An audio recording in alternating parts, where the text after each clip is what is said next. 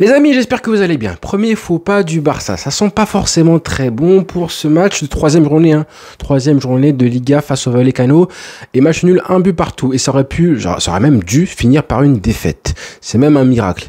J'ai pas envie de parler de hold-up, mais si le Barça avait gagné ce match-là à l'arraché 2-1 ou je sais pas moi sur un but à la fin de match, là ça aurait été un hold-up absolu. C'est presque un hold-up tellement on s'est fait boire dans le jeu. Le Barça s'est fait franchement largement secouer et Vallecano aurait mérité, ouais, le mot c'est mérité, de l'emporter sans un grand Joan Garcia qui pour moi est l'homme du match. MVP, j'espère que la Liga, j'ai pas vu qui était l'homme du match, mais j'espère que ce sera MVP. Joan Garcia, quel match il nous a fait. Et ouais, Ter Stegen, toi qui voulais du coup, qui espérait du coup être en concurrence avec lui, qui aspire à retrouver une place de numéro 1, bon courage à toi, parce que franchement il nous sauve. Les parades qu'il a fait, les parades, dès la première, le face-à-face, il est à bout portant, il te fait une parade manchette. Le pire, c'est évidemment en deuxième mi-temps, il en fait plusieurs. Et même, il se couche, il se relève, tu sens qu'en fait, des face-à-face en plus. Rappelez-vous, les matchs de pré-saison, on disait, ouais, le Barça a mangé 4 buts, 3 buts, je crois, en un match. Souvent, c'était des face-à-face. Là, ce soir, c'était pareil. On voit un Barça qui se mange des occasions, qui s'est fait bouger dans l'intensité, qui s'est mangé des occasions, comme je disais, des face-à-face. Tu vois que le piège du hors-jeu ne marche presque plus, qu'à chaque fois qu'il y a un appel de balle, tu te fais trouer ou presque, et ça amène des grosses situations, voire des contres, voire des face-à-face. Très souvent, tu vois qu'au milieu de terrain, à la relance déjà en défense, c'est très compliqué. Eric Garcia, les relances, c'est dur. C'est dur. Eric Garcia en latéral droit, ça va, mais là, dans l'axe, c'est dur. Donc la défense a du mal à relancer, que le milieu de terrain était complètement invisible. Moi j'en ai marre. Le numéro 10, en tout cas le meneur de jeu, le joueur qui est désigné comme meneur de jeu à ce poste-là, à savoir Monsieur Olmo, là quand même c'est compliqué d'avoir un joueur aussi invisible que lui. Mais c'est pas le seul, parce qu'au milieu de terrain, c'était aussi brouillon en début de rencontre. Après, ils se sont réveillés, Pedri, Frenkie de Jong, en fin de match. Mais Olmo, c'est trop light, trop léger. En défense centrale, Eric Garcia, comme je disais, à la relance, c'est pas assez bon. On voit que les ailiers n'arrivent plus à faire des différences sur les côtés, qu'ils sont pas assez alimentés, notamment à Lamine Yamal. Lamine Yamal qui, du coup, on lui passe le ballon un petit peu trop loin, je trouve, à chaque fois, des buts.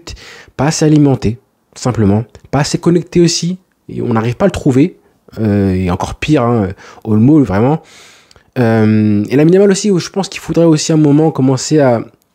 Il avait un client en face, il avait un sacré joueur, latéral gauche en face, mais quand tu as un joueur comme ça, un ailier droit, je pense qu'il devrait aussi réfléchir un petit peu à son placement, ses mouvements, et dézonner, quitter un petit peu, quand tu as un mec qui, comme ça, te marquage à la culotte, comme ça, Lamine Yamal, mais sois un petit peu intelligent.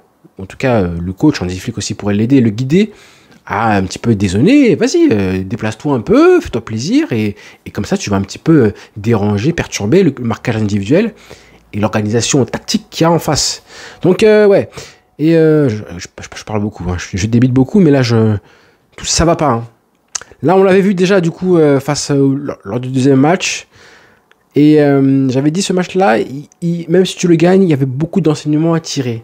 Et là, on les voit de plus en plus que dans le jeu, ça va pas. Il y a vraiment au milieu de terrain, c'est pas assez le cœur du jeu, le milieu de terrain. Du coup, il n'est pas du tout impactant, ça se voit.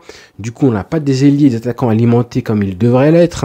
Olmo, inoffensif. Rafinha, pareil, inoffensif. Ils devaient sortir tous. Ferran Torres, c'est pareil. Donc, Baldé, les latéraux qui ne montent plus assez, justement. On n'a pas vu Koundé assez de fois, je trouvais qu'il venait épauler, combiner avec Lamine Yamal. En gros, vous voyez, on voit que le milieu de terrain, la relance, en tout cas, les premiers, du coup, les fondements du jeu du Barça, voilà, c'est le mot que je cherchais, fondements basiques, les bases, à savoir la relance, le jeu qui repart derrière, on n'a pas ça. Donc, du coup, c'est tout le collectif qui est pénalisé par le fait que tu n'arrives même pas à repartir de derrière et relancer et poser ton jeu proprement. Et du coup, ça donne ça, une bouille de football où tu marques un but sur penalty et tu prends un but sur corner. En plus, prendre un but sur corner, sur une reprise de volée, ça m'énerve, ça. Ça m'énerve. Sur une tête, bon, voilà, c'est un peu stupide, mais ça arrive. Là, un corner, le mec, il est le deuxième poteau, il a tout le temps de se placer, d'ajuster, et de mettre une reprise de volée bas rentrante à Joan Garcia. Ça, par contre, c'est la honte. C'est l'archema. Donc, Joan Garcia, le pauvre, lui, il faisait un match parfait. Il se fait il se fait, je ne l'en veux pas, hein, il se fait fusiller par une action où il peut absolument rien faire.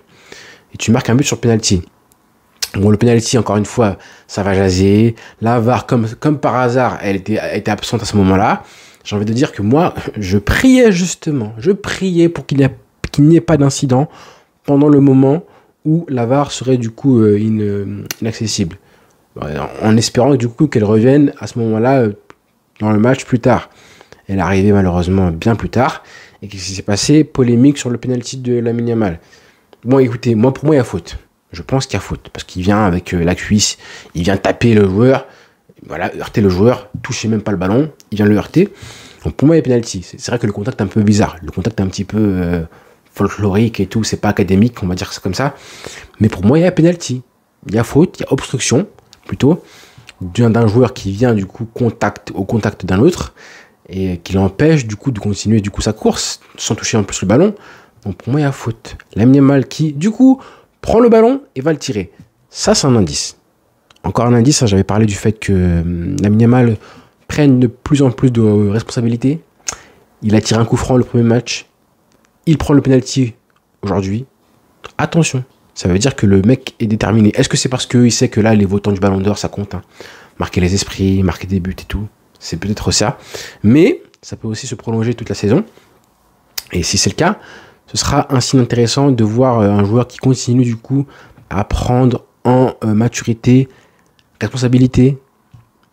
Mais ouais, ce sera aussi de monter un peu plus en qualité tactique, hein, parce que Lamine Yamal, il faut dézonner, il faut être plus libre.